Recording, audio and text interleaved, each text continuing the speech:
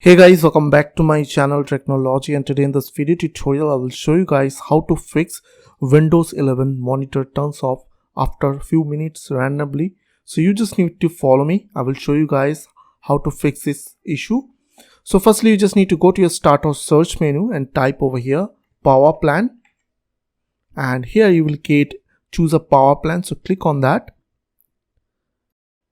So here in this window you just need to click on change plan settings. So click on that.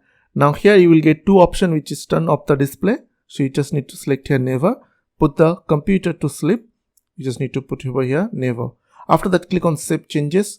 Once it will done, still if you are facing same issue, then I will suggest you to uninstall and restart, then reinstall your graphics driver. For that, you just need to right click on your start menu. Click on device manager. On this window, you just need to expand display adapters. And here you just need to right click on your graphics driver and click on uninstall device, and after that it will fix your issue. So I hope this quick tutorial will really help for you, and please don't forget to click on the subscribe button, like button and share button, and if you have any queries or question then comments down below. I will see you guys in the next video. Till then, bye bye, take care.